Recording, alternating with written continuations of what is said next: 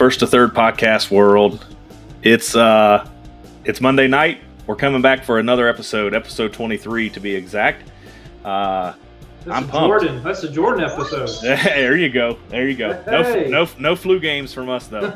We're all healthy. We're all happy. We're all ready to roll. I got some company to this week. I'm super stoked. We've got Ryan joining us on the pod. Always love when he's able to join us and get some time. And then Barrick coming back after a couple weeks. I think it was 2 weeks ago. Yeah, it was my stormy evening night, and Yep. You had to hold the fort down for a few minutes by yourself solo. So Better weather tonight, we hope. Yeah. Clear skies as far as I can tell. We shall see the fireworks from the App game this weekend. That clouds have subsided, I think. I don't know if the hangovers have quite yet. Nope, But sure. It's been quite a week. We were talking before the podcast. Obviously a big week for the boys on the mountain. We had college game day in the house in town. That was super fun. And then just the wild ending that was the App State Troy game. I was lucky enough to be there, witness it live in person. It was truly something special. So the adrenaline and adrenal glands, I think, have calmed down, even though the Dolphins decided to get me all hyped up yesterday as well. So who knows what's going to happen in the sports world. The Braves look like they're playing a close one tonight, so I might just be on a constant adrenaline rush for the next 2 months or so. So we'll see. No caffeine needed. No, absolutely not. But, anyway, yeah. You guys got anything going on, Ryan? I know we talked. You guys clinched the playoff berth that we talked about a few weeks ago, so super stoked for that. And look forward to some playoff baseball coming up. So yeah, we start actually first games tomorrow night. So we'll leave in the morning and head down to Charlotte, and then that'll be 2 games down there, and then 3 off day, and then 3. Hopefully not 3 at home. Hopefully we can get it done in less than 5. And this is the same Gastonia team that you've played for like basically the entire last month, right? 30. We've played them 34 times this season. In the last month, we played them 18 times. Holy cow! So why not another 5 times? Yeah, why not? Holy cow! That's that's wild. So 2 teams that know each other well. It should be a good series. We're looking forward to it. So it should be. It should be. Yeah. Barrick, how about yourself? What's just anything riding the roller coaster that is the Orioles. Enjoying the start of college football. Yep. Yeah, just that's kind of been what it is, and hosting visitors every other weekend, and just having a good time. Love it. So we're not going to get too much into it, so I think I can leave Ryan on the podcast for this one, but we have a series on here that Ryan is not a part of called Stack Bets. We haven't made a couple in the last couple weeks. We've just kind of been off with some different things that everybody's had going on, but nonetheless, Ryan, again, not involved in that. We're not actually betting real money either, so I think at the end of the day, we're probably fine anyway. It's just a friendly competition for us to be able to have some bragging rights at the end of the season. And see what's going on. So maybe towards the end of the episode, Barrick and I will put in a few. Maybe Drew will pop in some as well, and we'll get that train going on. Is Drew still the leader? Drew is still the leader. So as of last time we did this, Drew had 505 stacks. I was in second place with 375. Can I get some extra ones for beating him in fantasy football? Does that count? You go. Can I get Yeah, maybe we need to start, subsidizing our fantasy league with some stack bet points. I like that. Oh man, too funny. So I think we'll just kind of jump right into it. Typical next segment is our Braves talk.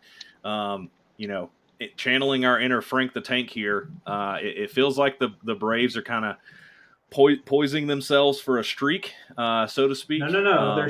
They're staking. They are staking, sir. There you go. Oh no. Oh, typo strikes again. Typo strikes again. I like that one better. They're staking. They're playing for the stake, baby. They're looking for the prime. Yeah, we need that Durham Bulls bull over in Truist Park here.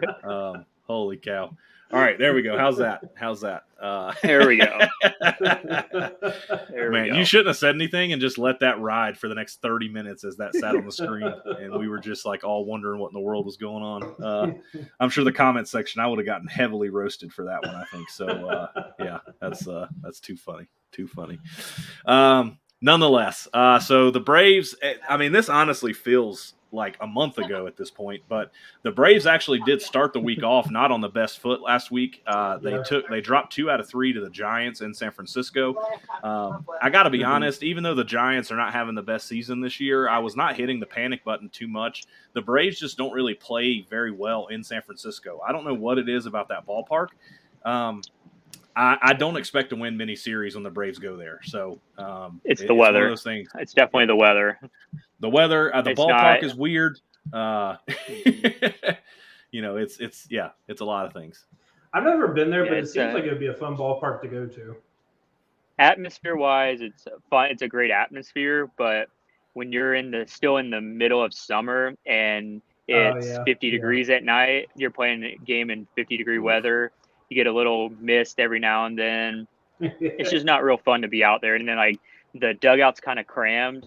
Even with like the bullpen being out in center field, the dugout's still pretty small. So it's like granted, like the clubhouse is nice, but it's still a small dugout. So you're still confined space, and it's kind of getting old a little bit. But you can understand like I think they probably packed the place because the Braves were in town. But when they're not winning, there's usually not many people there either, unless it's the A series.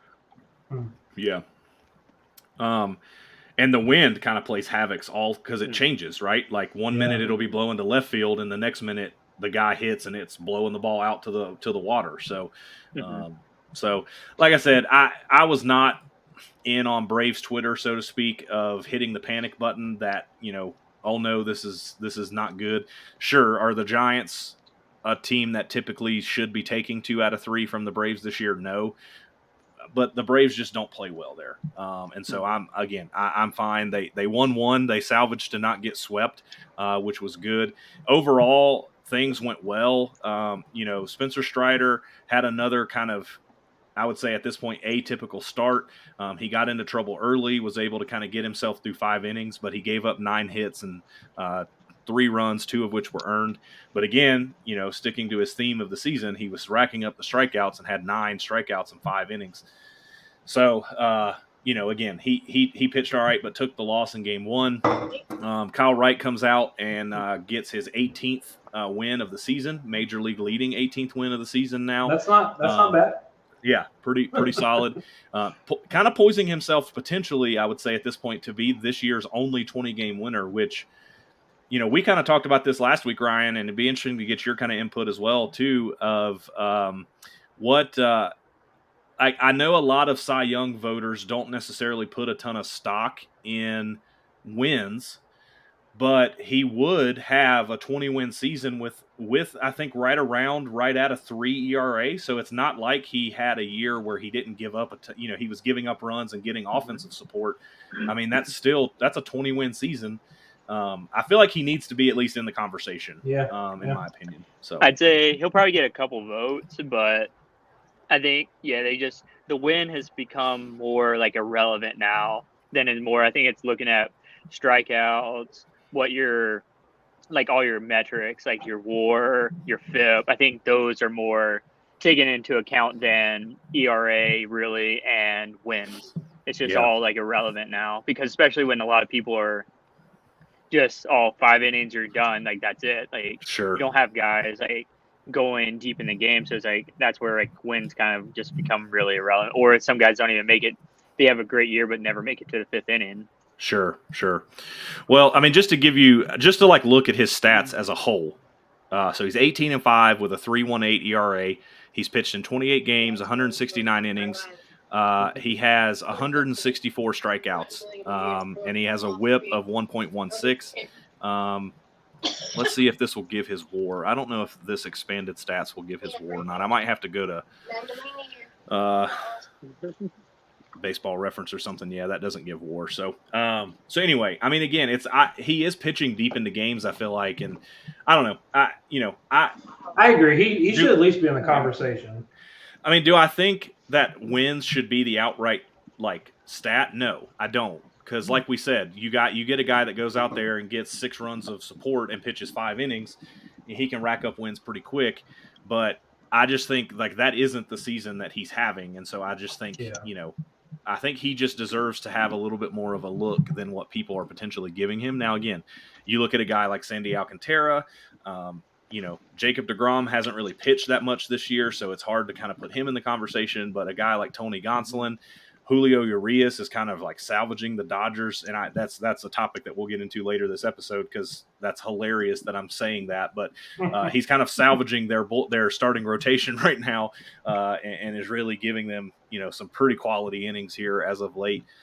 So it'll be interesting. I think ultimately Alcantara is probably going to win it in the NL. If I had to guess right now, if somebody told me to put somebody out there, that's who I would go. Corbin Burns has put up a really good season in the NL as well. So I don't know. We'll see. Could Spencer Strider enter that conversation? I think Drew put in our message here. He hasn't pitched enough, so I don't think it matters. But fastest guy to hit 200 strikeouts in a season, so if you're talking about strikeouts, I mean, dude's doing it at a pace that nobody has. The only other person to do it is Randy Johnson. So I think it probably sets himself up to be either the front runner or top 3 possibility going into next year, depending on where DeGrom goes, and then Scherzer, and then Alcantara. Yeah, those could be your top 4 in the National League, or top 4 in baseball as well. Yeah, 100%. So just very interesting all around. So again, Kyle Wright is the one who picks up the lone win out in San Francisco.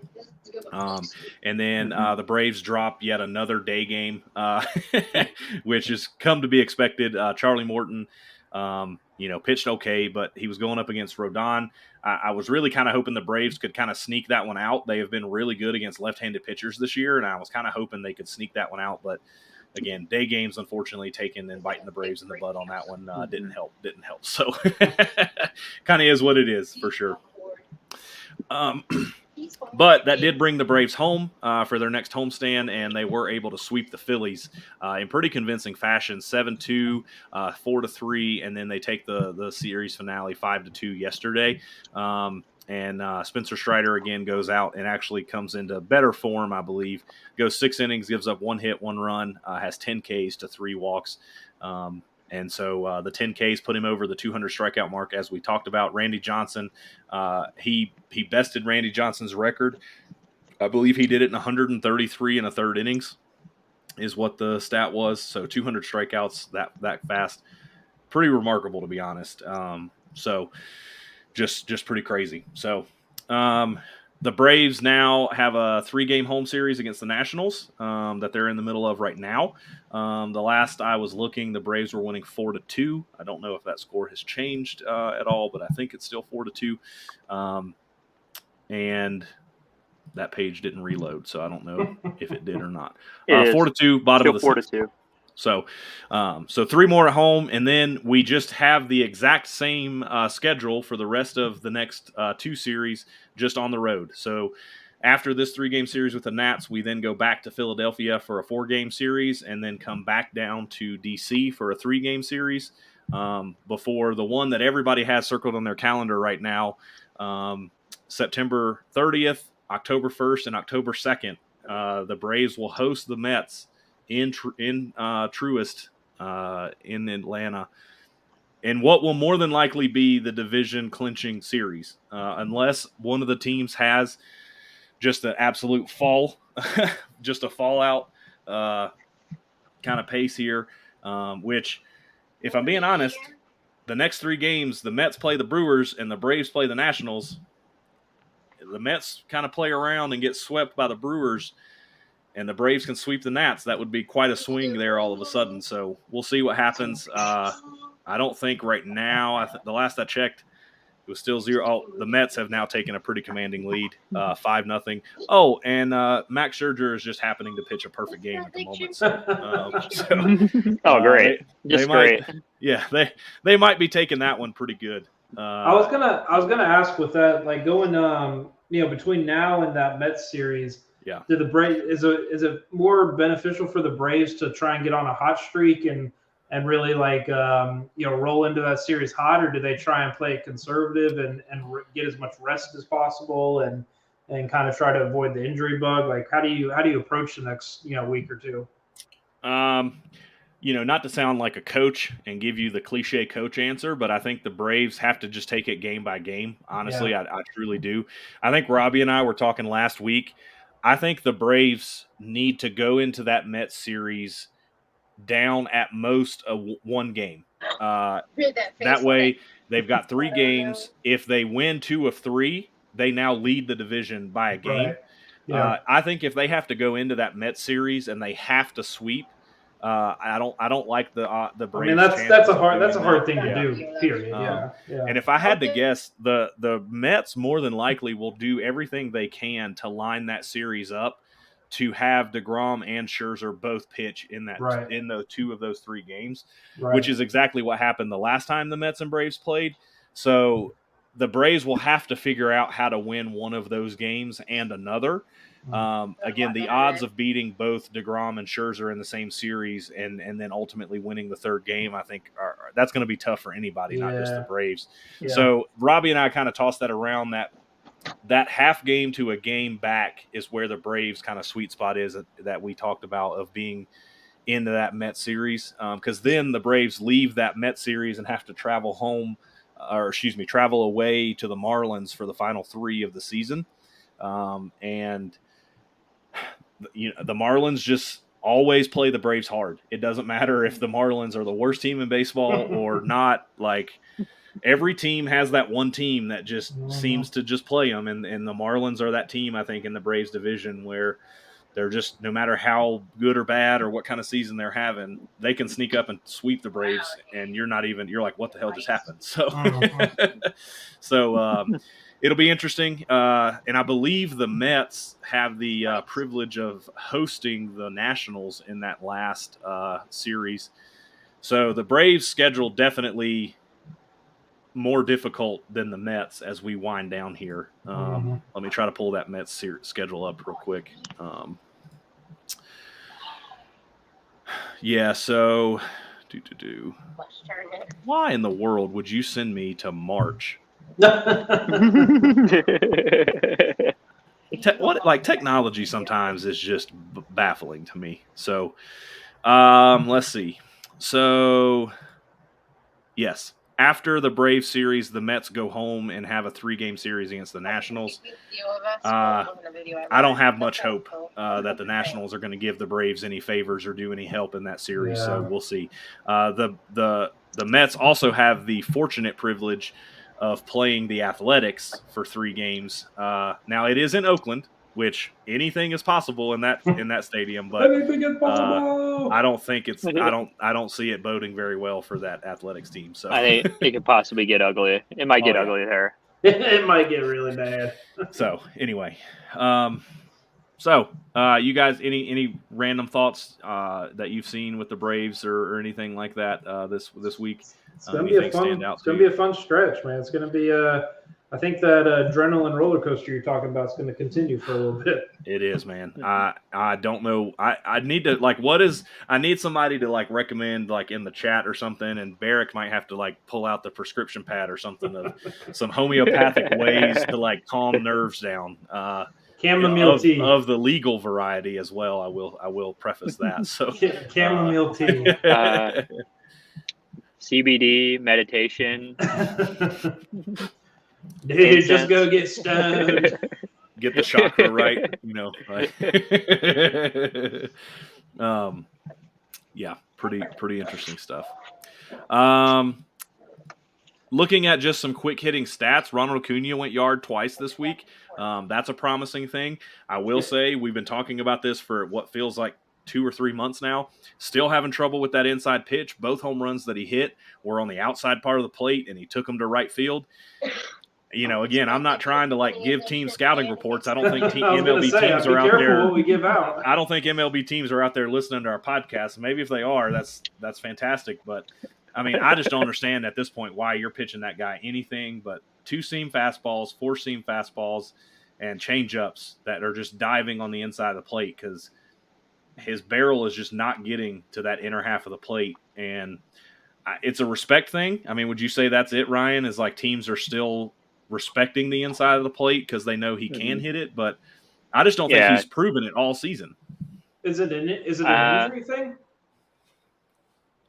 That's our speculation. Yeah. Is he's that's my speculation. I won't speak for everybody. My speculation is he doesn't trust that back knee enough right now to fully explode and push that backside through fast enough.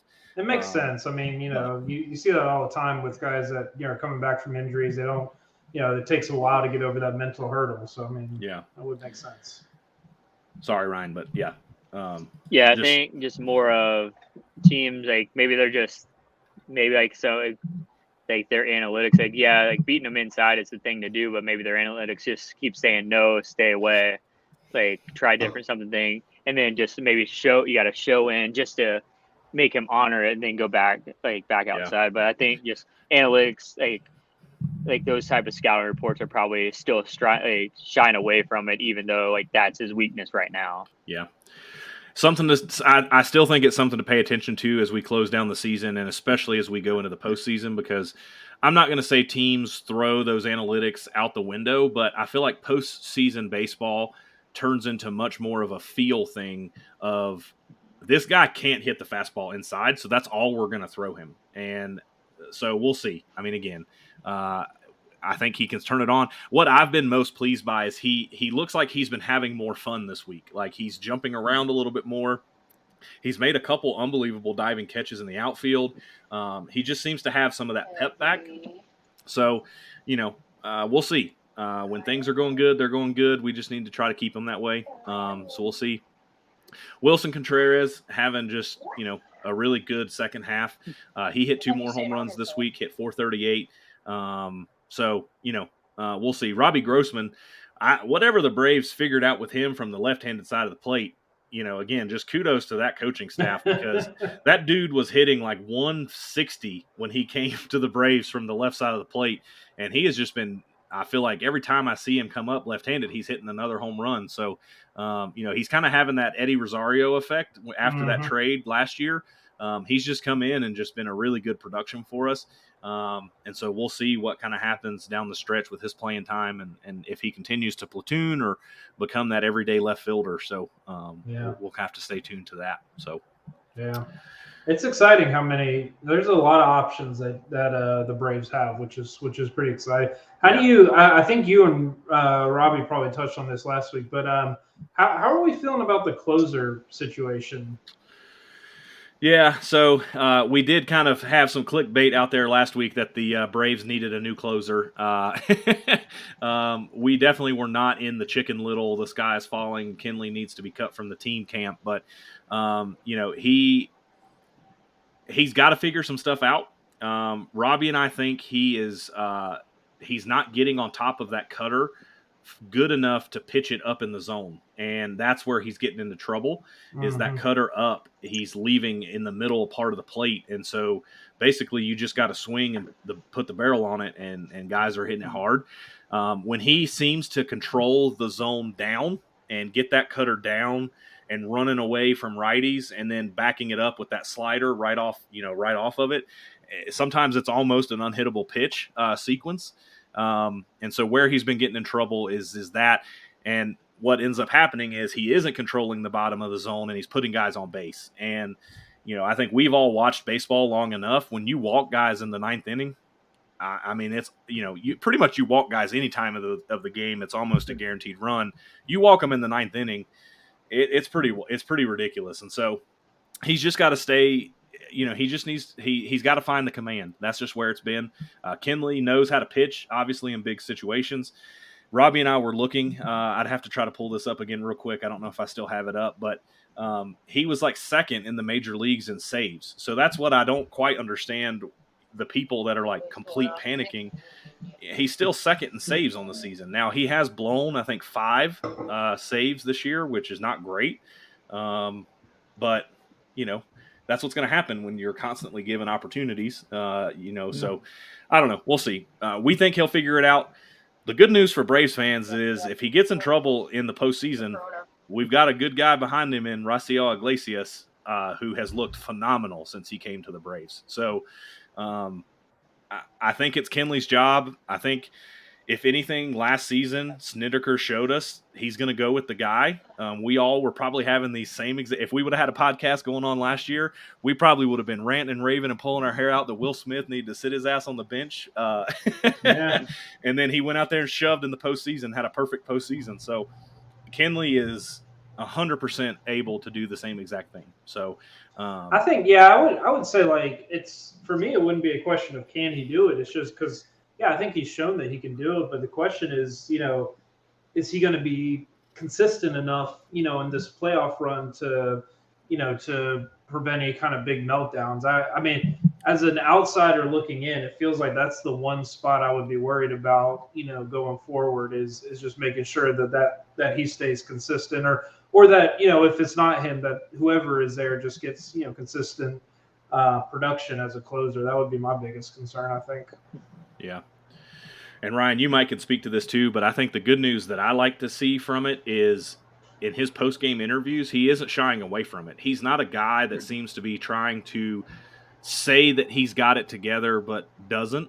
He is pretty adamant in his interviews, like, it's baseball. It happens. I'm going to go to sleep tonight. I'm going to wake up tomorrow. I'm going to come out and pitch again. Like, so that's been the good thing for me is mentally he doesn't look like a pitcher who's trying to find it. He looks like a pitcher that's just had a couple bad games. Correct. It happens. Yeah, it could just be one of those things. Like, it just could be that part of the season, just it happens.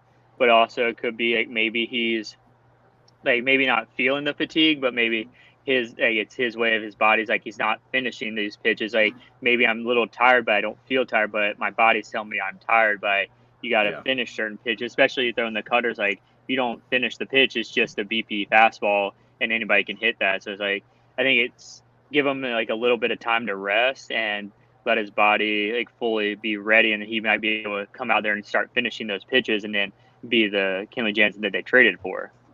Yeah.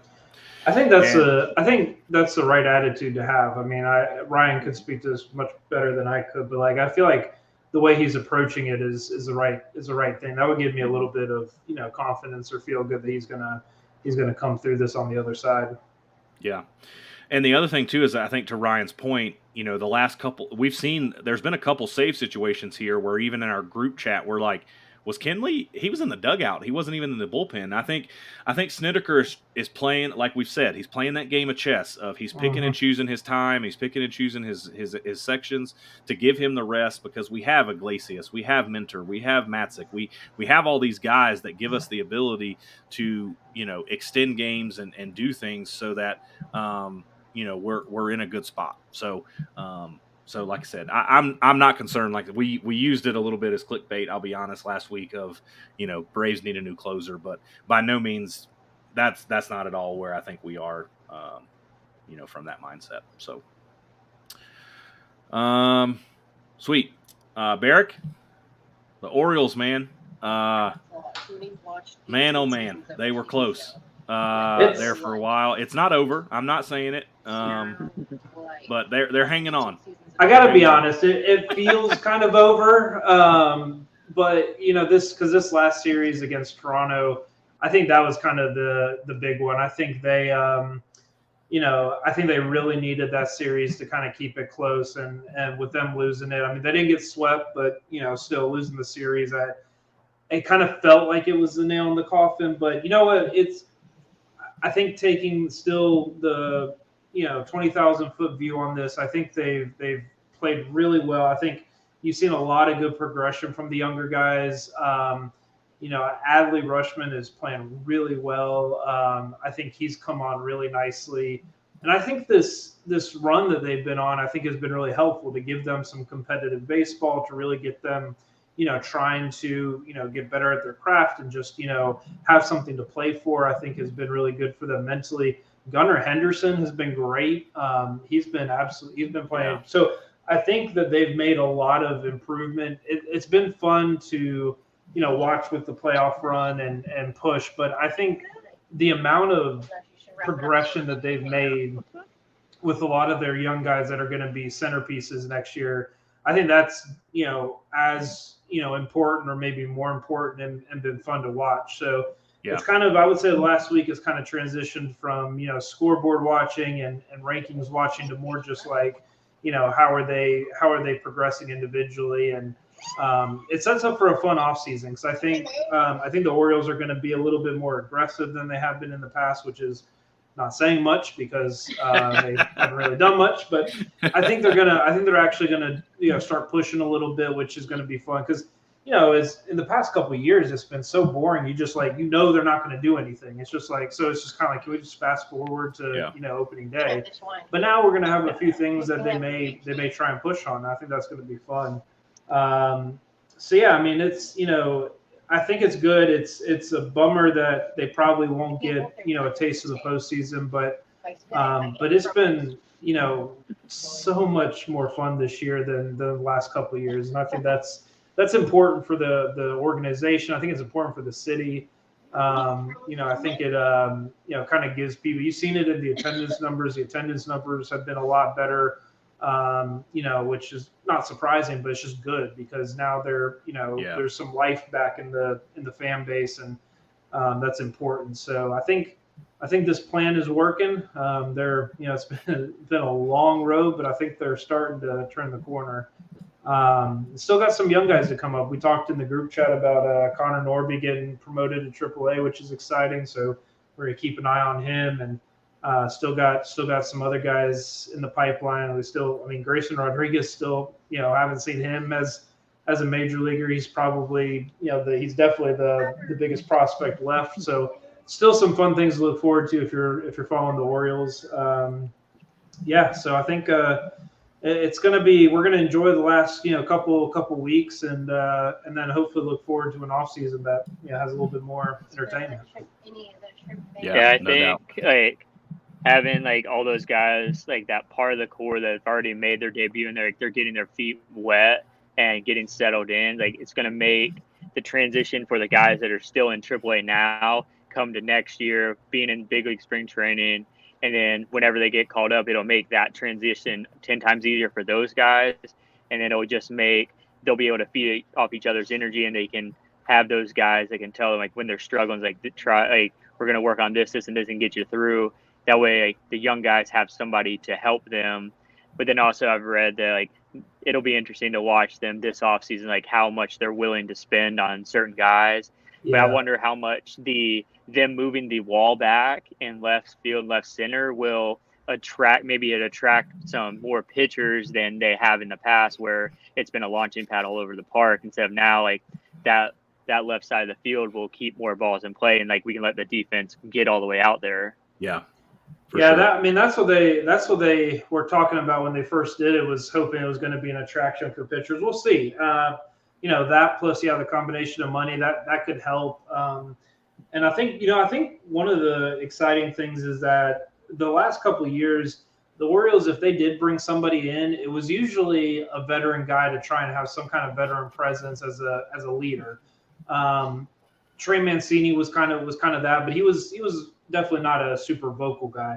I think now you're seeing guys like, again, Adley Rutschman, Ryan Mountcastle, Austin Hayes, Cedric Mullins. I think those guys are really starting to take that leadership, position, and you kind of feel like you have that nucleus of guys that say, okay, this is how it's going to be done, and I think that's really important for a team that's trying to build up like the Orioles are. So that part's exciting to see them kind of take that leadership role and take some of the younger guys under their wing when it comes to spring training. So that's going to be a lot of fun to watch. But it's it's good times. We'll see what happens. Yeah. Yeah, and unfortunately, Ryan had to run. Again, he mentioned they start their playoff kind of run tomorrow, so he had to jump off. But he brought up an interesting point that I wish I could have grabbed him for one more question before he had to jump off, and that is, what is that dynamic? When you're trying to build a young core of players. How much more helpful is it for that young group of players, like he talked about, when they can come up to a clubhouse and there's not a bunch of guys that have been in the league for 12, 13 years that are kind of, for lack of the better term, stuck in these old ways, this old way of thinking. How much more beneficial is that to a young guy when he comes up and there's a lot of guys that he played in AAA with that he has these experiences with, but also that he feels like he can have a conversation with. I think I would imagine it's probably a little difficult as a rookie coming up, 22, 23 years old, walking up to a guy like a Trey Mancini or a Rougned Odor or somebody like that and being like, hey, like, I really want to learn something from you. Like, I've not been in that situation, so I don't know what that dynamic is like, but I would have to imagine it would be easier going up to a 25, 26-year-old than it would be going up to one of the vets and the old guys and saying, hey, like, help me with this kind of thing. And I think when you've got the clubhouse now is very similar when it comes to, you got a lot of the guys that are about the same age. A lot of them have played together for a while now through the minors. So yeah, I think you've got truly, I think every clubhouse tries to say, oh, we've got like a family atmosphere. We've got like a really laid back, fun atmosphere. But in reality, I think the Orioles really are going to have that because I think these are guys that are all comfortable with each other. I think it's definitely going to be more of like a peer type relationship instead of having different tiers of guys. I think they're all going to mesh really well, and it's got to be a lot of fun to play in. Like that's at the very least, it's got to make it enjoyable coming to work, and I think that's a good start for a young group. So yeah, I agree. I think I'd have to imagine that's got to be a really fun environment to play in, and maybe that'll help attract some free agents as well. Some guys 100%. That kind of come and see that environment, like, I want to play around with this. This would be cool. Yeah. I know Trey Mancini mentioned that that was one of the hardest things that made it hard for him to leave. Is he was like, this, the clubhouse is starting to be fun. Like, he felt like, he was able to have a good time and really enjoyed being around those guys. So yeah. So you don't dread coming to a losing clubhouse every single day. Exactly. Yeah. Yeah. No, yeah, absolutely. I think the Braves kind of emulated that a little bit to a degree, I would have to say as well. Like I think it's finding that right balance of seasoned vets and young rookies, and I think it also takes the type of players from the seasoned vets that are willing to do what we were just talking about, and that is help those young guys and make that clubhouse welcoming and not make it something hostile or something that's like, oh, you're 22 years old, I have no business talking to you or something like that. So I think it does find that, and it truly to that point does feel like the Orioles are starting to find that balance of they're having fun. You can see it on the field. The coach has got them playing well, obviously. And so, like you said, a little bit ahead of schedule, I think, this year, which has made it fun. But at the same time, I think ahead of schedule a lot in the sense of at the beginning of this year, we were talking 2025, maybe 2024. Yeah. I think it's not. I don't think it's out of the realm to now say that the Orioles, depending on their free agency acquisitions and what they choose to do with that lineup, 2023 could be a very interesting year to look out for the Orioles to make that next leap and get back into the playoffs. So I think that should be their goal. I think a playoff appearance is very realistic for them next year and something that they should be striving for. I think that would be a successful year if they could get into the wild card and just keep improving. I think that's the goal. Yeah, 100%. So just to kind of put a little bit of kind of stuff behind what we were all talking about. So the Orioles are able to take the 2 games against the Nationals that we said they needed to last week. So they go on the road and win 4-3 and 6-2, and then, as Barrick mentioned, unfortunately, dropped 2 of the 3 to the Blue Jays, and that, unfortunately, that's a team that they're chasing in that wild card, and so that does put kind of a damper in terms of trying to make those games up, because for every game that they're losing is a game that the Blue Jays are picking up. But again, at the end of the day, it's really only one game because they washed. Since they did win one, they were able to wash one of those losses out. So it's all good. They're now at home on a nice 7-game homestand. They have 3 against the Tigers and then 4 against the Astros, which, again, they've not had the easiest schedule coming down the stretch here. But they played the Astros great last time, so in Houston. So yep. So it'll be interesting to see. I think unfortunately, right now they're losing 6-0 to the Tigers, and that would be a heartbreaker if they could have swept these 3 games to the Tigers. Yeah. And I would say at that point, even split the series with the Astros. I would say the last couple weeks there's a chance, but if you lose a game or 2 to the Tigers here, it's going to make it pretty tough. Yeah. Well, the other thing that doesn't make it easy is Toronto's playing really good too. They're getting really warm. I don't think that was a Baltimore specific thing. I think they're just starting to hit their stride, which makes it fun playoff wise. It'll be fun to see what they can do, but definitely makes it hard when you're chasing them. Yeah. Well, and I'd say even to that point, though, and this is kind of another good kind of, I would say, takeaway for the Orioles and Orioles fans in general, all 3 of those games were competitive. Yeah. 6-3, 6-3, 5-4. Yeah. The Orioles were not getting blown out of these games like they traditionally would in the past. So they were competitive games with a very young roster. So I think there's a lot to be hopeful for in the Orioles. Yeah, and people forget that we've been without our number 1 pitcher, John Means, for the entire year too, which is that's going to be another big. Assuming he comes back, close to what he was or as what he was, which we would expect. So so that's going to be another big pickup to kind of watch in the offseason, just see how he returns. But absolutely. Yeah, they've been very competitive, still playing really hard. You definitely don't see any give up in them, and that's that's a testament to the guys on the team. Yeah. Just to kind of put some things into perspective, we've kind of been talking a lot about different standings and different things like that. We'll do a quick run through of where things currently sit from a standing standpoint. So the Braves are currently 1 game behind the Mets. Loss column is tied with 55, but the Mets have an extra win over the Braves just because they've played an extra game. So a game ahead, the Mets are in the division there. The Cardinals have built a pretty comfortable lead over the Brewers in the Central. That lead now sits at 8. And I don't really envision the Brewers picking up that many games over the next kind of little bit as we head into the final couple weeks of the season. So the Cardinals look to be in command of that division, and I would say more than likely are set to win that division. Let's see. Yeah, their elimination number in that division is 8 games. So I think the Cardinals probably have that one locked up. So the Cardinals are basically at this point fighting for either having the number 2 or the number 3 seed in the NL. Again, the Braves and the Mets have roughly a 6-game, 5.5-game lead for whoever's going to win that 2 seed. So it's sitting pretty. The Dodgers, in crazy news, I kind of alluded to this earlier. They've already won their division. They have a league. They're the league best team. My brain kind of blanked on what I was trying to say there. MLB leader. Yeah, they're the MLB leader in wins. They have won 101 games.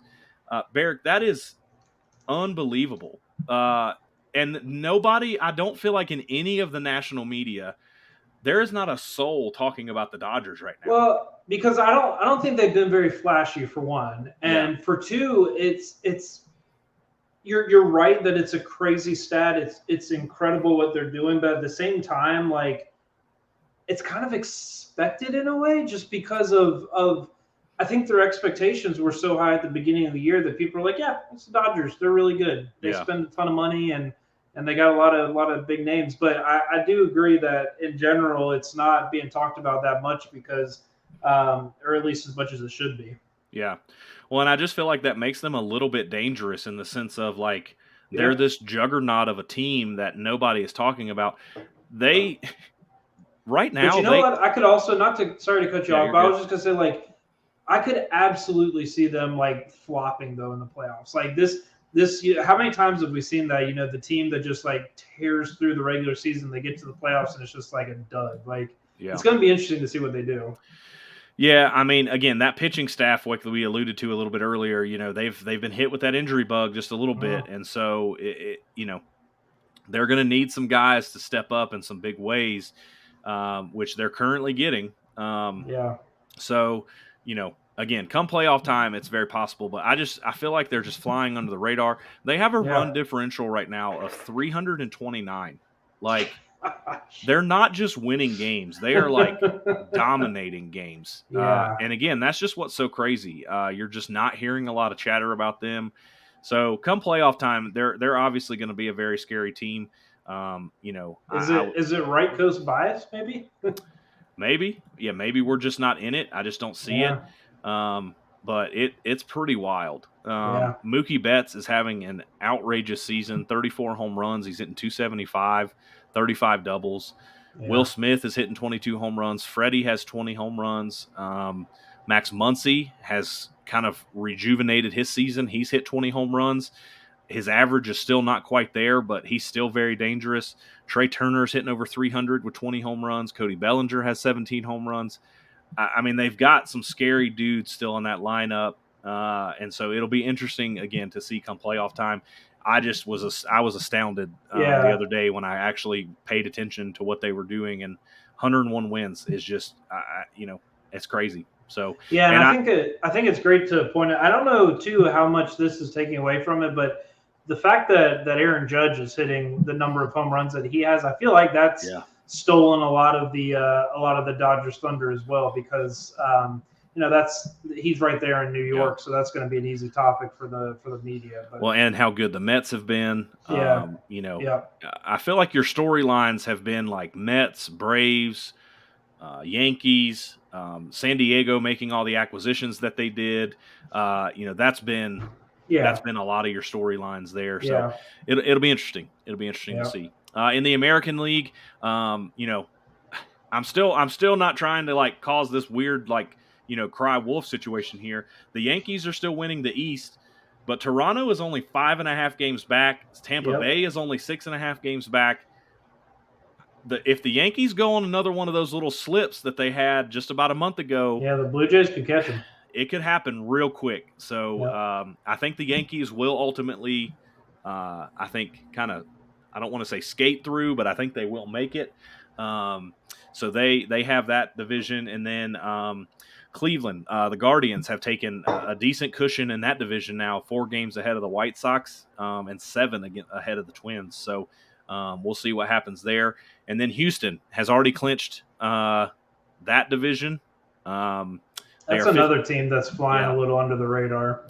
They are, and they've won 97 games. So they're only 3 they're only 3 back of the 100 mark. So it's a lot of fun. Baseball's a lot of fun right now. In terms of the wild card standings, in the American League, Toronto, Tampa Bay, and Seattle are the current 3 teams. Toronto, it's a fun 3. It is a fun 3. It'll be super exciting to see Seattle in. I think that would be a really fun, fun thing. And right now they would play Cleveland, who I would say Seattle has a fair chance of beating. So that will be a very entertaining series, 3-game series in Cleveland. And then that Toronto-Tampa Bay series will be very entertaining. All 3 of those games being in Toronto. That would be a very entertaining series right now. So they know each other very well. So. Toronto has a 1.5 game lead over the Tampa Bay Rays for the first wild card spot, and then the Rays have a 0.5 game lead over Seattle for the second spot, and then the Orioles. I would say right now, if you told me, it's the Orioles and the White Sox. Those are the 2 teams that are kind of vying for that last spot. The Orioles are 4.5 back, and the White Sox are 5.5 back. Orioles, hey. That elimination number is 13 games. It is still double digits. So, again, none of us had that on our radar at the beginning of this year. None of us. So, pretty crazy. I think we put the over under at 62 wins, and they're at 76. If that, So kudos to them again one more time. Yeah, and it's too bad that Toronto Tampa series can't be in Tampa, because man, that would have been fun to go to. Well, you still may end up with some playoff games, because I think Tampa will give them for a run for their money. And so if things played out that way, let's just hypothetically say Seattle pulled an upset over the Guardians and Tampa beat Toronto. Houston would play Seattle, and Tampa would play the Yankees in round 2. So you would get 2 games in Tampa against the Yankees. So, and that would be a fun I hate to say it, but there'd probably be more Yankee fans there than Rays fans. Well, the Rays, they show up for the playoffs. It's they crazy. Do, but it's crazy. It's kind of a joke or play on the demographics here in Tampa. But 100%. But yeah, that would be a fun series. Every time I drive to work, I pass a George Steinbrenner high school field. So yeah.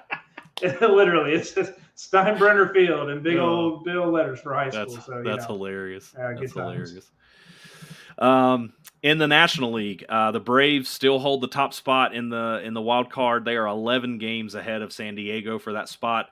That spot right now feels pretty sewn up by either the Braves or the Mets. It truly will just depend on who takes that division. The Padres are a half game up over Philadelphia now.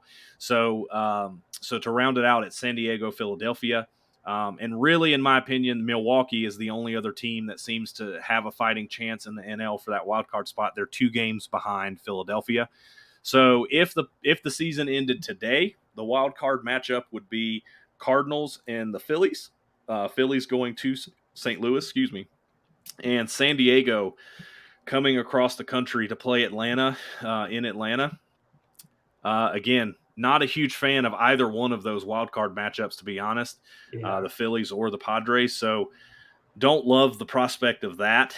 But the other thing that we talked about that really hurts that is I don't envision either the Padres or the Phillies beating the Cardinals, which means if the Braves win their wild card series and the Cardinals win their wild card series, then the Braves would play the Dodgers and the Cardinals would play the Mets. And, just not having the rotation. Having the rotation lined up for a 5-game series against the Dodgers does not play well. So no, it's going to be a tough road. It's going to be, the National League feels like it's going to be a murderer's row. Whoever gets out of there is going to have some bruises. Yeah, 100%. Other kind of MLB news, kind of big news, unfortunately for the Braves, Ozzie Albies, who made his debut back from the DL in his second game back, I think, maybe even been his first. I don't remember, to be honest. I think it might be his first. Yeah, you're right. Fractures his pinky finger, sliding into second base. It was a hustle play. I don't fault him for it, but to be honest, I thought that's what the mittens were for. What happened to the mittens? They're not just for looks, guys. Yeah. So James' pinky. He just missed the DL. He was like, "Man, I had a good time, and I was kind of vibing." So I just, Yeah. So unfortunately, fractures his pinky. They say he'll be back in time for the playoffs, but he was just kind of finding his footing and his swing, and now he kind of unfortunately has to take a little bit of a couple-week break here and is not going to have the same buildup of a minor league rehab like he had for his foot. So we'll see. It kind of takes a little bit of the question away of what to do with Vaughn Grissom at the moment. They just plug him right back into second base, which has been great. But, again, we shall see what will happen from that. Definitely, in my opinion, need him back in the lineup to do some big things. So would love to see him there. I will say again, on the positive side, or if you want to look at the rosy side, again, at least you guys, the Braves do have people to kind of plug those holes. We've mentioned multiple times how it's been a great job of putting a roster together in general, and so they're not these aren't holes in the boat that are going to sink them, I don't think. Yeah, 100%. Other big news, we kind of alluded to it a little bit earlier in the show. Max Scherzer making his return tonight as well against Milwaukee. That's a very big series for both teams. And he was throwing a perfect game through 5 innings. He comes out of the game in the 6th inning, allowing no hits, no runs, so I guess he took the perfect game through 6, and then he came out. And then the Brewers promptly scored 2 runs in the 7th. So the Mets currently lead that game 5-2 in the top of the 8th inning. You think that's just like a long game, playing the long game with him? Just make sure we – Yeah, has to be. Which I can't fault them for that at all. But yeah. again, that kind of goes back to that Clayton Kershaw decision we talked about earlier this season. Yeah. I would say Max Scherzer probably could care less about a perfect game in Milwaukee to close out the season. He would much rather be ready to go come playoff time. So I would assume they have him on some type of pitch count. Let's see if I can find the number of pitches. He pitched 68 pitches through 6 innings. So he was very efficient. So, yeah, there's no way. That has to be a pitch count thing to me. So, anyway. And the Mets just scored another run in the 8th, so that game is now 6-2 at the time that you're watching this. Any other big news that you've seen? Obviously, Gunnar Henderson you talked about coming up. I think he made his debut 2 weeks ago. He's been playing for a couple of weeks now and playing really well. Really well. He's adjusted. Again, all the young guys really have adjusted nicely. I think if you're the brass of the Orioles, you got to be pretty happy about how things have gone. It feels like you're always worried when you bring up a young guy, is it too soon? Are they ready? And I think they've nailed most of them. They've played really well, and I've been super impressed. Yeah, absolutely. We've kind of jokingly said that this show beat everybody to the punch on Albert Pujols' home run watch. Yeah, man. He currently sits at 698. Jules. We are a podcast that is heavily pulling for this to happen. We've talked about it a few weeks now. There are not many guys on the active list for home runs that even really stand a remote chance of having this opportunity. This would be something really cool that I would love to kind of be able to tell my, children or grandchildren or whatever that, I was able to kind of be alive and see the career of Albert Pujols. I kind of feel like it's how a lot of old timers talk to us about the game now when they talk about Willie Mays and, guys of that capture, Hank Aaron, just guys that could absolutely smash the baseball. So I'm pulling hard for him. I'm glad he passed A-Rod. It brings up this question again. I just find it so hard to believe if he finishes this season at 699 home runs that he hangs those cleats up and says, I don't have one more in me. First off, I don't think that's going to happen, but second off, I mean, he's a competitor. I would be shocked. Even if he did initially say I'm hanging it up, I'd be shocked if he didn't actually come back and finish it up. I mean, all you have to do, game 1, smack one out of the park, and then just leave. You don't even have to finish That's the what game. I'm saying. Just go into your car and just drive home. You're good. Yeah. Yep. I don't know. It's pretty wild. Yeah. We keep making the reference. It's got to be Bernie Mac, Mr. 3000. He's just. How awesome would it be if if that happened? If he came back next year, sitting on 699, and he literally walked up to the batting box, the batter's box with a suitcase, and he just set it down, hit a home run, grabbed his suitcase, and walked out. He was like, I'm done. See ya. Yeah, we want it to happen. He, for the most part, he's been a good competitor in the game. He's been around for a long time. I would love to see him do it. So 698 as of the recording of this podcast. He hits one more. Be ready for. I would say the only comparable in our lifetime was kind of Barry Bonds when he was kind of chasing it down. And then I would say if you go back to the Mark McGwire Sosa, every time you're watching a baseball game and Albert Pujols comes up, they are going to cut to his at-bat until he hits that 700. So I'm here for it. I hope he gets it. We're going to be pulling hard for these last couple weeks. And then again, go ahead. No, go ahead. I was going to say, I really have to give kudos to the Cardinals manager for how he's managed him through this offseason or through this season. He's really putting him in positions to get this done. Mm-hmm. Obviously, Pujols is the one who's executing and making it look good, but I give all the kudos and the credit to that manager for putting him in situations where he can succeed and where he can do this. And I think he's just handled this season with Albert very well. And so hopefully he keeps it going. I mean, this dude has hit 19 home runs this season, Barrick. I mean, it is bananas. Yeah, for somebody that was basically just like, basically on retirement's doorstep. And it's not bad. Yeah. So, it's good to see. It's good to see. Yeah. And I just one last thing on him. Like I personally hate on the Baseball Hall of Fame a lot, just because I think it's kind of a joke as far as everybody gets in. But he's one of the guys that really deserves it. I mean, he's like you said, he's been a good ambassador for the game, and he's definitely been a strong pillar of it. So I think it's hard not to root for him. Yeah, absolutely. Players of the week. We kind of do a little bit of a deep dive into the players, and we pick a position player and a pitcher of the week. I got to say, this week the pitcher felt pretty solid to me in looking at it. Mr. Yu Darvish of the Padres had 2 starts this week, picked up 2 wins. He pitched 14 total innings, only gave up 3 hits, no runs, had 1 walk, and 15 strikeouts. That was good enough for a .29 WHIP and a .067 average against. I mean, you can't get much better dealing than that, I feel like. Toss-up, in my opinion, between the position player of the week.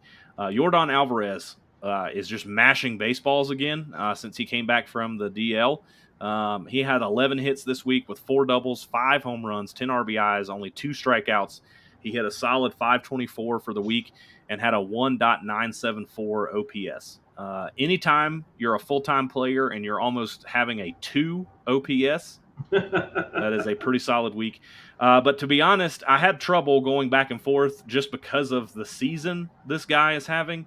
Aaron Judge, not to be outdone, had 11 hits, 2 doubles, 4 home runs, 6 RBIs, 4 strikeouts. He hit .550 with a .640 on-base percentage and a 1.89 OPS. So I kind of had trouble. I think it's kind of a toss-up between those two, if I'm being honest. There's no rule that says we can't have 2. There you go. Yeah.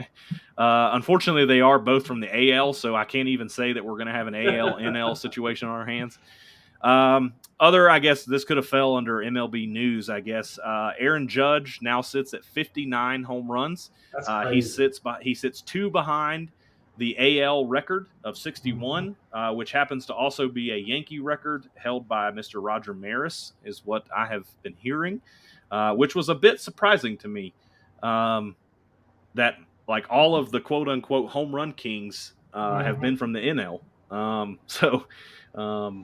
Anyway, I would have thought somebody in the American League would have been up there in that 65 number at some point, but I guess not. Again, when you kind of think about it, having Pujols' chase and then what Judge is doing, have that in the same season. That's pretty cool. It's cool. Definitely making for some really entertaining baseball, and I hope people, sports fans, whether you're a big baseball fan or just a mild baseball fan, I hope people are taking a minute just to kind of appreciate how much fun this is, because it doesn't happen that often.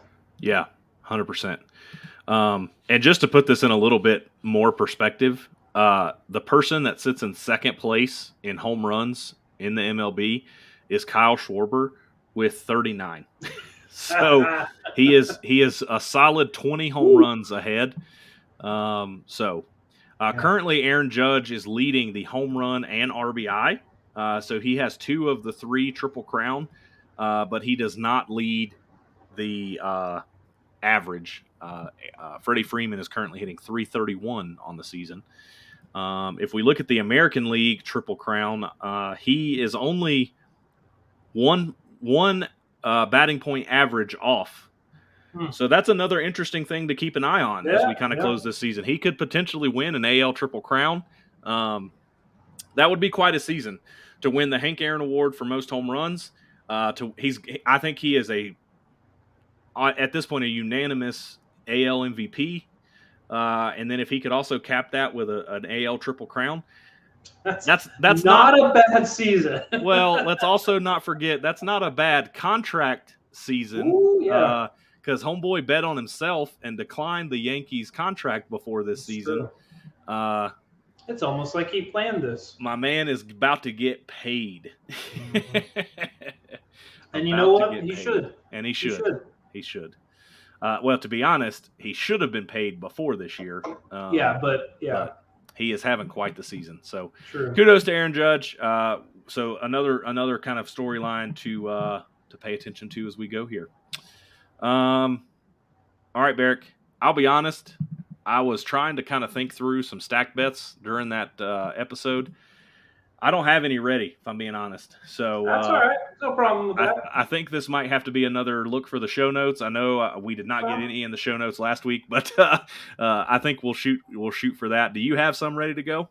Nah, we can save it. I look at this as our podcast is a informational podcast, so I think we've filled the people's ears with good stuff, and we'll come out with some stack bets later. But I think honestly, we've had just all these topics to talk about. Like I said, when you got all this stuff on the home stretch going into the playoffs, and we have all these these home run races that we're watching. I mean, there's plenty of stuff to keep in mind. So I think it's okay if stack bets take a back burner to some of these big time storylines we got going on. Absolutely. Perfect. So if you're watching, tune in to the description box below. We'll try to get the stack bets for the week in there so you can follow along. And next week we will be sure to discuss those and see who the big winners and possible big losers were for the week. All right, Barrick. Last words. What you got? What you got to say for the people this week? I think, like I said, I think one of the biggest things is just taking a step back and just appreciating where we're at. I think, this is my favorite time of year, and because it's my favorite time of year, I think it flies by. So just trying to step back and just enjoy everything that's going on. We've touched on all these big things that are going on in baseball, which is great. We also got football going on, which is starting to hit its stride, and I just think it's easy to get caught up in everything that's going on. Just everybody take a step back and just enjoy what we got going on. I mean, it's there's plenty of stuff on TV to keep us glued to it for a while. So let's really dive in, see what happens, and just enjoy the world of sports. It's a good time for it. 100%. I couldn't agree more. This is also my favorite time of year. There's so much sports on TV right now. You've got MLB on every day. You've got college football on possibly every day, depending on what conference you're pulling for. You've got the NFL on 3 days a week. You've got so much sports going on. It's almost an overload, but it's a great time of year. You've got European football. It is a great time of the year. The weather is starting to become absolutely perfect outside, which I love. App has another big football game this weekend. James Madison. That's gonna be. They're enter the chat new team to the Sun Belt this year. But App and JMU are no strangers to one another. They used to be pretty heavy FCS foes back in the day. And JMU has put up 60 points, I believe, in their first two games. And App's defense not looked the greatest the first 2 weeks. So we've got a big test coming up. To be honest, if they were going to do a game day, this would have been the better game day to do from a game, even though last week's game turned out absolutely phenomenal, as we talked about. But this week's going to be pretty bananas as well. Awesome. So I hope they can hold it on. And it's in Boone? It is in Boone. So that's awesome. Lots of things happening in town as always. So we will see what happens. What happens. So just, loving it. For those of you that have stuck around, the Braves did just finish off the Nationals this evening with a score 5-2. That now gives Kyle Wright Mr. 19 wins on the season. So the Orioles kept it close. They only lost by 11 runs. Just throwing that out there. Oh, man. Well, we got to have a good bounce back for the rest of the week for them. There you go. We shall see. Well, everyone, we appreciate you joining us as always. If you have any questions, comments, segment ideas, anything you would like to submit to the show, feel free to email us, first23rd@gmail.com. That is the word first, the number 2, the word third, and pod@gmail.com. As always, in the description box below, you can check us out on Twitter and on Instagram, where we try to post content and engage with the community the best that we can. If you are here on YouTube, we greatly appreciate you listening. If you wouldn't mind hitting that thumbs up, hitting the subscribe button for us, and showing us a little love and support there, it goes a long way and helps us continue to bring more content to you on a weekly basis. It's been fun, Barrick. For Ryan, for Barrick, I'm Scott.